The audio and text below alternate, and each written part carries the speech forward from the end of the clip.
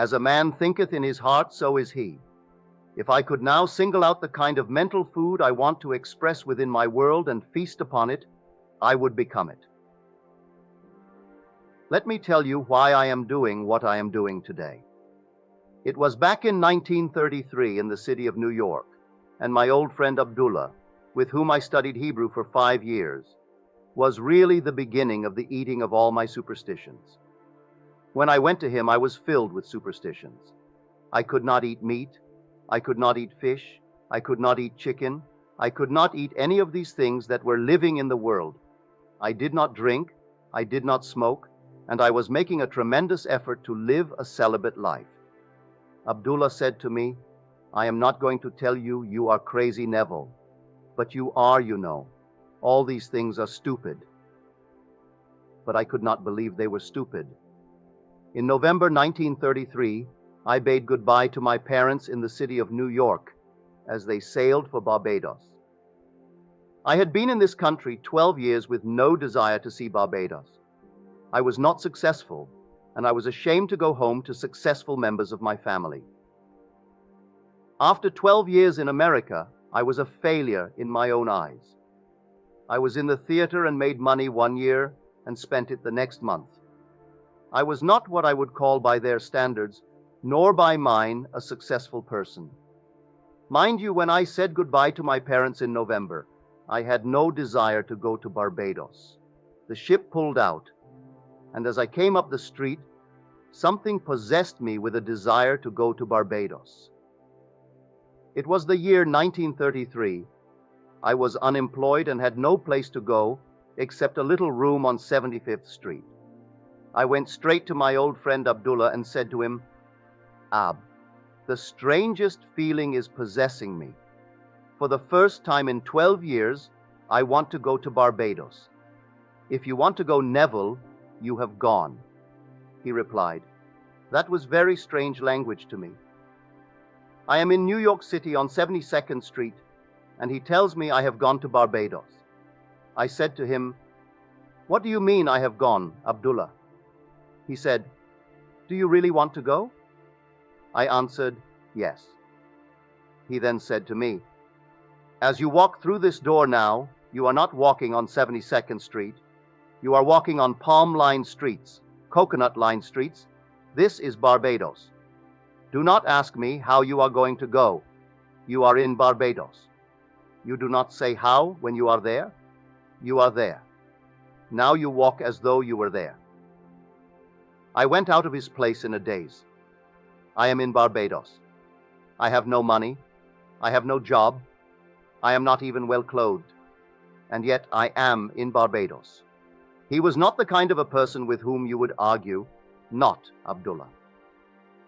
2 weeks later, I was no nearer my goal than on the day I first told him I wanted to go to Barbados. I said to him, "Ab, I trust you implicitly, but here is one time I cannot see how it is going to work. I have not 1 penny towards my journey," I began to explain. You know what he did. He was as black as the ace of spades, my old friend Abdullah, with his turbaned head. As I sat in his living room, he rose from his chair and went towards his study and slammed the door, which was not an invitation to follow him. As he went through the door, he said to me, "I have said all that I have to say." On the 3rd of December, I stood before Abdullah and told him again I was no nearer my trip. He repeated his statement, "You are in Barbados." The very last ship sailing for Barbados that would take me there for the reason I wanted to go, which was to be there for Christmas, sailed at noon on December 6th, the old Narissa. On the morning of December 4th, having no job, having no place to go, I slept late.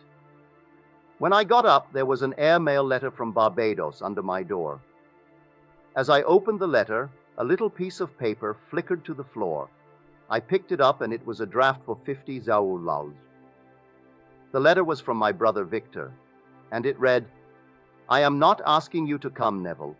This is a command. We have never had a Christmas when all the members of our family were present at the same time. This Christmas it could be done if you would come. My oldest brother Cecil left home before the youngest was born, and then we started to move away from home at different times, so never in the history of our family were we ever all together at the same time. The letter continued, "You are not working. I know there is no reason why you cannot come, so you must be here before Christmas. The enclosed $50 is to buy a few shirts or a pair of shoes you may need for the trip. You will not need tips. Use the bar if you're drinking. I will meet the ship and pay all your tips and your incurred expenses. I have cabled Furnace, Withy, and Kores in New York City and told them to issue you a ticket when you appear at their office.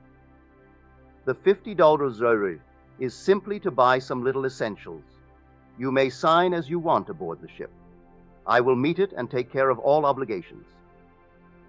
I went down to Furnace, Withy & Co. with my letter and let them read it.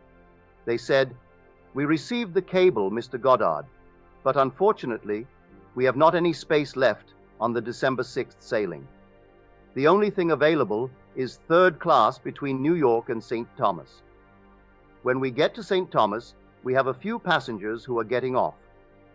You may then ride LS class from St. Thomas to Barbados, but between New York and St. Thomas, you must go third class, although you may have the privileges of the LS class dining room and walk the decks of the first class." I said, "I will take it." I went back to my friend Abdullah on the afternoon of December 4th and said, "It worked like a dream." I told him what I had done, thinking he would be happy. Do you know what he said to me? He said, "Who told you that you are going third class? Did I see you in Barbados, the man you are going third class? You are in Barbados, and you went there first class." I did not have one moment to see him again before I sailed on the noon of December 6th. When I reached the dock with my passport and my papers to get aboard that ship, the agent said to me, "We have good news for you, Mr. Goddard. There has been a cancellation and you are going first class." Abdullah taught me the importance of remaining faithful to an idea and not compromising. I wavered, but he remained faithful to the assumption that I was in Barbados and had traveled first class. Now, back to the significance of our two Bible stories. The well is deep, and you have no bucket, you have no rope. It is 4 months to the harvest, and Jesus says, "I have meat to eat ye know not of. I am the bread of heaven."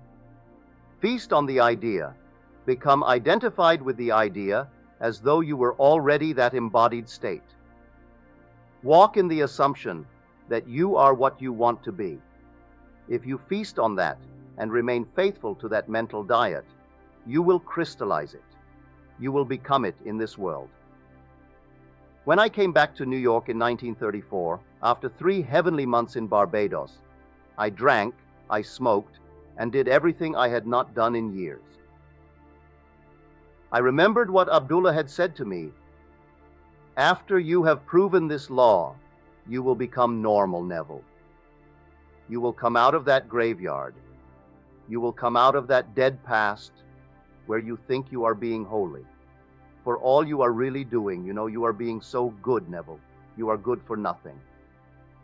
I came back walking this earth a completely transformed person.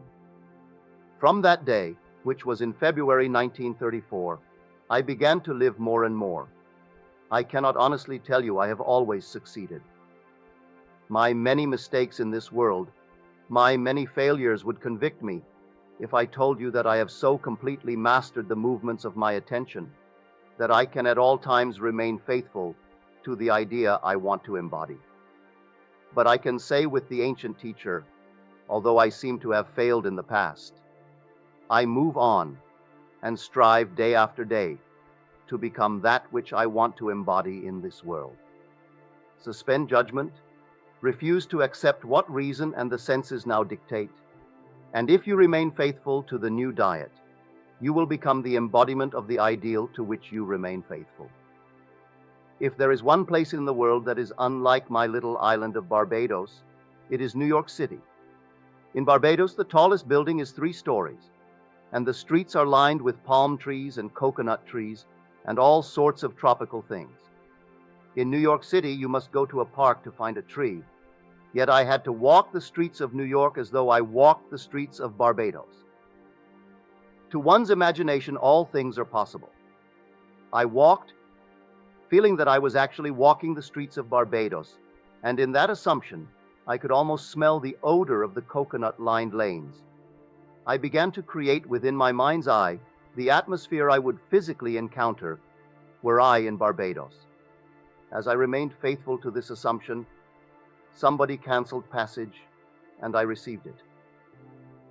My brother in Barbados, who never thought of my coming home, has the commanding urge to write me a strange letter.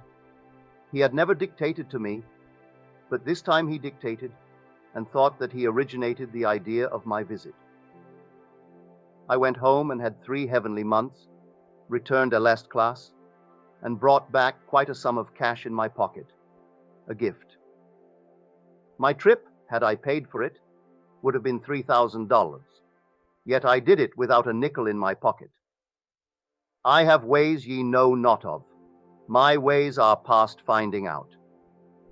The dimensionally greater self took my assumption as the command and influenced the behavior of my brother to write that letter, influenced the behavior of someone to cancel that first-class passage, and did all the things necessary that would tend toward the production of the idea with which I was identified. My old friend Abdullah simply said to me, "You are in Barbados, Neville. You want to be there. Wherever you want to be, there you are. Live as though you are, and that you shall be." These are the 2 outlooks on the world possessed by every man. I do not care who you are. Every child born of woman, regardless of race, nation, or creed, possesses 2 distinct outlooks on the world. You are either the natural man, who receiveth not the things of the Spirit of God, because to you in the natural focus they are foolishness unto you. Or you are the spiritual man who perceiveth things outside of the limitations of your senses, because all things are now realities in a dimensionally larger world. There is no need to wait 4 months to harvest. You are either the woman of Samaria or Jesus at the well. You are the man waiting on the 5 porches for the disturbance and someone to push him in. Or you are the one who can command yourself to rise and walk in spite of others who wait. Are you the man behind the tombstones in the cemetery waiting and begging not to be clean, because you do not want to be cleansed of your prejudices? One of the most difficult things for man to give up is his superstitions, his prejudice. He holds on to these as though they were the treasure of treasures. When you do become cleansed and you are free, then the womb, your own mind, is automatically healed. It becomes the prepared ground where seeds, your desires, can take root and grow into manifestation. The child you now bear in your heart is your present objective. Your present longing is a child that is as though it was sick. If you assume you are now what you would like to be, the child for a moment becomes dead because there is no disturbance anymore. You cannot be disturbed when you feel you are what you want to be, because if you feel you are what you wanted to be, you are satisfied in that assumption. To others who judge superficially, you seem no longer to desire. So to them, the desire or damsel is dead. They think you have lost your ambition, because you no longer discuss your secret ambition. You have completely adjusted yourself to the idea. You have assumed that you are what you want to be. You know, she is not dead, she but sleeps. I go to awaken her. I walk in the assumption that I am, and as I walk, I quietly awaken her. Then when she awakens, I will do the normal, natural thing. I will give her to eat. I will not brag about it and tell others. I simply go and tell no man. I feed this state I now like with my attention. I keep it alive within my world by becoming attentive to it. Things that I am not attentive to fade and wither within my world, regardless of what they are. They are not just born and then remain unfed. I gave them birth by reason of the fact that I became conscious of being them. When I embody them within my world, that is not the end. That is the beginning. Now I am a mother who must keep alive this state by being attentive to it. The day that I am not attentive, I have withdrawn my milk from it, and it fades from my world, as I become attentive to something else in my world. You can either be attentive to the limitations and feed these and make them mountains, or you can be attentive to your desires. But to become attentive, you must assume you are already that which you wanted to be. Although today we speak of a third-dimensional and a fourth-dimensional focus, do not think for one moment these ancient teachers were not fully conscious of these two distinct centers of thought within the minds of all men. They personified these two, and they tried to show man that the only thing which robs him of the man he could be is habit. Although it is not law, every psychologist will tell you that habit is the most inhibiting force in the world. It completely restricts man and binds him and makes him totally blind to what otherwise he should be. Begin now to mentally see and feel yourself as that which you want to be, and feast upon that sensation morning, noon, and night. I have scoured the Bible for a time interval that is longer than 3 days, and I have not found it. Jesus answered and said unto them, Destroy this temple, and in 3 days I will raise it up. John 2:19. Prepare you victuals, for within 3 days ye shall pass over this Jordan, to go in to possess the land, which the Lord your God giveth you to possess it. Joshua 1:11. If I could completely saturate my mind with one sensation and walk as though it were already a fact, I am promised, and I cannot find any denial of it in this great book, that I do not need more than a 3-day diet if I remain faithful to it. But I must be honest about it. If I change my diet in the course of the day, I extend the time interval. You ask me, but how do I know about the interval? You yourself determine the interval. We have today in our modern world a little word which confuses most of us. I know it confused me until I dug deeper. The word is action. Action is supposed to be the most fundamental thing in the world. It is not an atom. It is more fundamental. It is not a part of an atom like an electron. It is more fundamental than that. They call it the fourth dimensional unit. The most fundamental thing in the world is action. You ask, what is action? Our physicists tell us that it is energy multiplied by time. We become more confused and say, energy multiplied by time, what does that mean? They answer, there is no response to a stimulus, no matter how intense the stimulus, unless it endures for a certain length of time. There must be a minimum endurance to the stimulus, or there is no response. On the other hand, there is no response to time unless there is a minimum degree of intensity. Today, the most fundamental thing in the world is called action, or simply energy multiplied by time. The Bible gives it as 3 days. The duration is 3 days for response in this world. If I would now assume I am what I want to be, and if I am faithful to it and walk as though I were, the very longest stretch given for its realization is 3 days. If there is something tonight that you really want in this world, then experience in imagination what you would experience in the flesh were you to realize your goal and deafen your ears and blind your eyes to all that denies the reality of your assumption. If you do this, you would be able to tell me before I leave this city of Los Angeles that you have realized what was only a wish when you came here. It will be my joy to rejoice with you in the knowledge that the child which was seemingly dead is now alive. This damsel really was not dead. She was only asleep. You fed her in this silence because you have meat no one else knows of. You gave her food, and she became a resurrected living reality within your world. Then you can share your joy with me, and I can rejoice in your joy. The purpose of these lessons is to remind you of the law of your own being, the law of consciousness. You are that law. You were only unconscious of its operation. You fed and kept alive the things you did not wish to express within this world. Take my challenge and put this philosophy to the test. If it does not work, you should not use it as a comforter. If it is not true, you must completely discard it. I know it is true. You will not know it until you try either to prove or disprove it. Too many of us have joined isms, and we are afraid to put them to the test because we feel we might fail. And then, where are we? Not really wanting to know the truth concerning it, we hesitate to be bold enough to put it to the test. You say, I know it would work in some other way.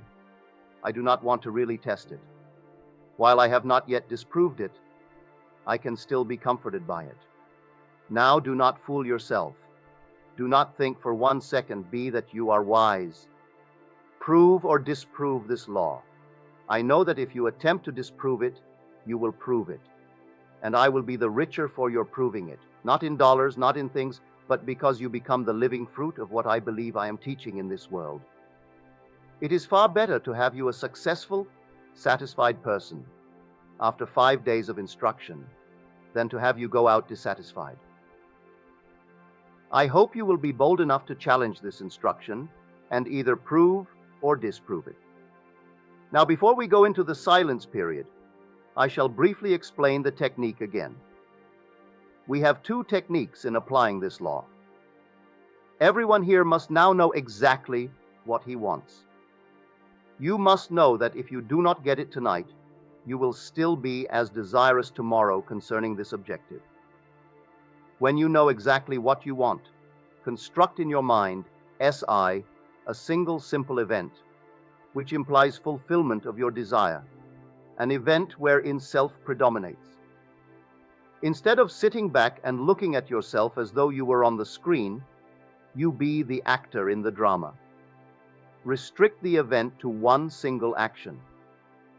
If you are going to shake a hand because that implies fulfillment of your desire, then do that and that only. Do not shake hands and then wander off in your imagination to a dinner party or to some other place.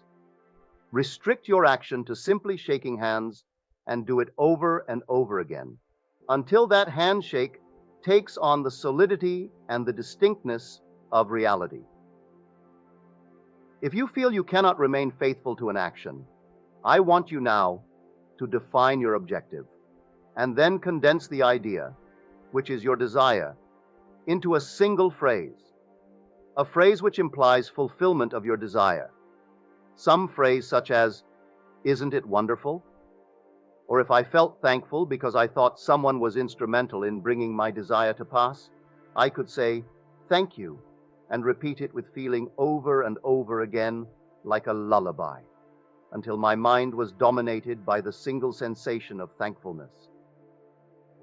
We will now sit quietly in these chairs with the idea which implies fulfillment of our desire, condensed to a single phrase or to a single act. We will relax and immobilize our physical bodies. Then let us experience in imagination the sensation which our condensed phrase or action affirms. If you imagine yourself shaking another person's hand, do not use your physical hand. Let it remain immobilized. But imagine that housed within your hand is a more subtle, more real hand, which can be extracted in your imagination. Put your imaginary hand into the imaginary hand of your friend who stands before you and feel the handshake. Keep your physical body immobilized, even though you become mentally active in what you are now about to do. Now we will go into the silence.